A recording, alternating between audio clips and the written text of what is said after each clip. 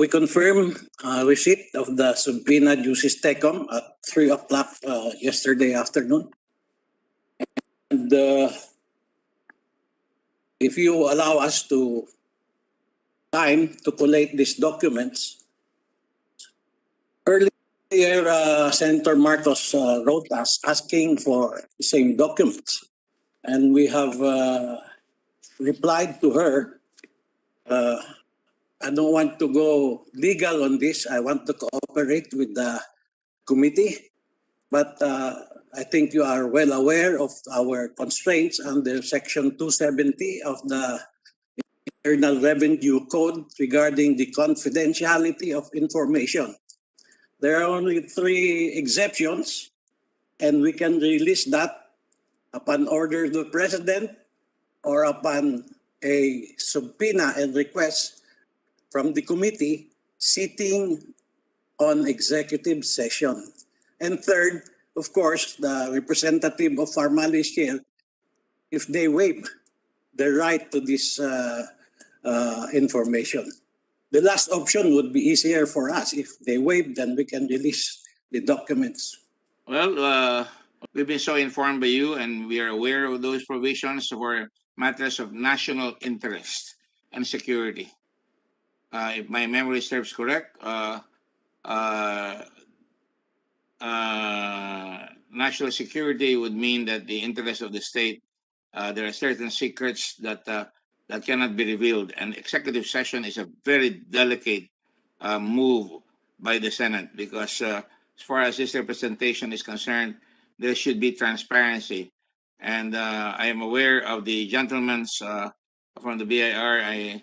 I know of his good reputation. I just want to point out that these are matters that are part of the submissions made, especially by a new corporation who is going to apply for an import permit that, under the rules, should show that he has been practicing for 3 years.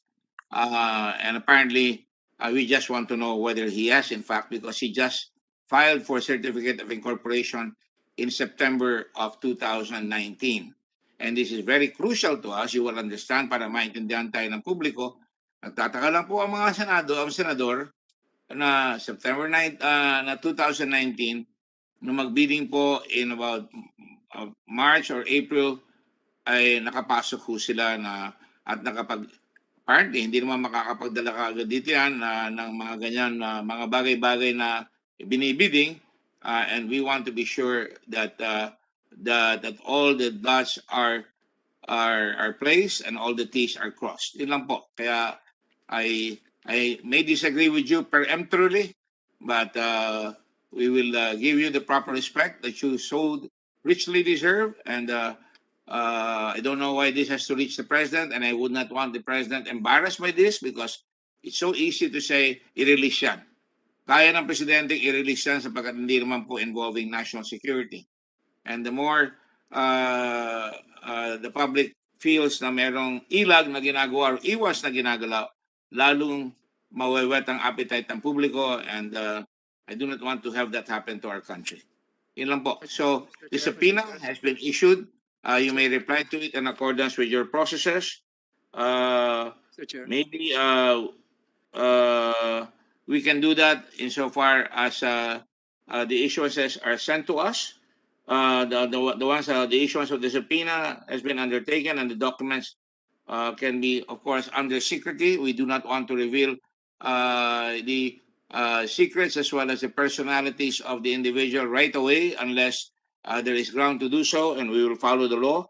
And perhaps, when you send it to us, please grant us the courtesy that we are people that we are not here to aggrandize ourselves here. We just want the truth. Mr. Chairman, So, sabihin sa inyo.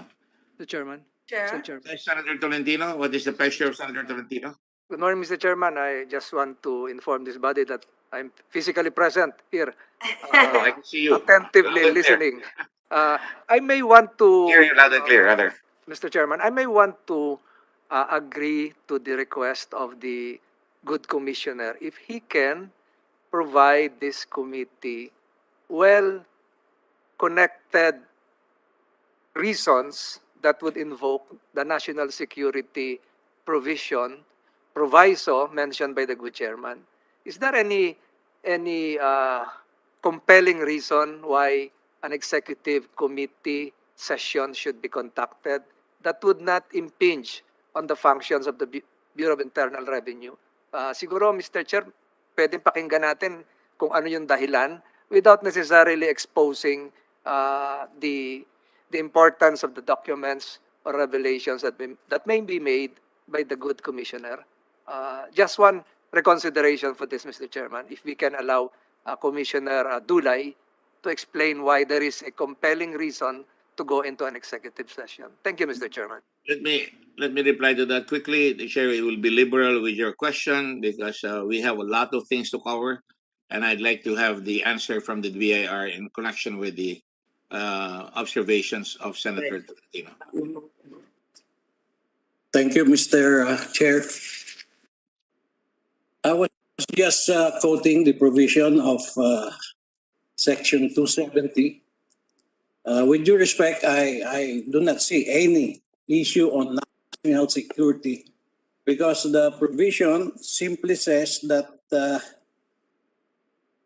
any officer or employee of the Bureau of Internal Revenue who divulges to any person or makes known in any other manner than may be provided by law information regarding the business, the income, or state of any taxpayer, the secrets, operation, style, or work, or apparatus of any manufacturer or producer, etc. Your Honor.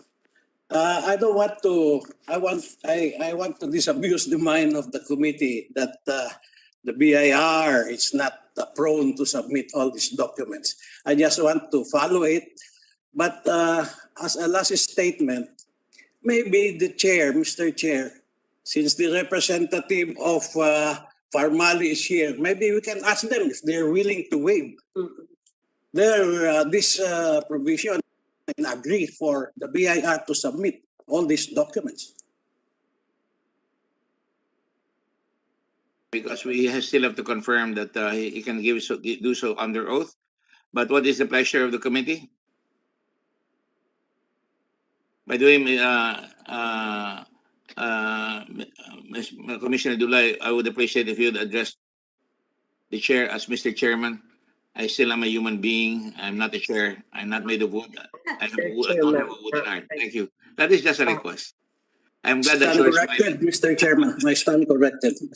Thank you very much, sir. Thank you. Not a big thing, but I mean, yes, go ahead.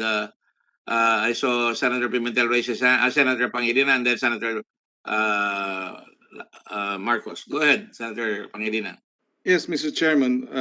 Well, I have some concerns about the BIR asserting that they are not allowed to divulge such information or data. And the provision cited refers to a provision, or I'd like to believe, a business that is conducting its businesses appropriately and in compliance with the respective, corporate and tax obligations, tax liabilities, etc. But this is a different case. I beg to disagree. We are not operating. We are not looking into a company per se, but a company that is now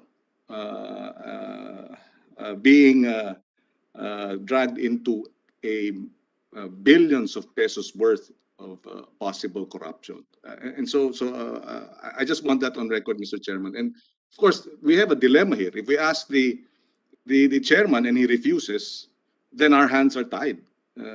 I mean, not necessarily, but our hands could be tied, and therefore we go by the argument being raised by the BIR commissioner that he is constrained by the law or their regulations not to release the information without the consent. Which, to my mind, yes, it may be simpler, but if we go that route and the chairman refuses, then we're back to square one, Mr. Chairman.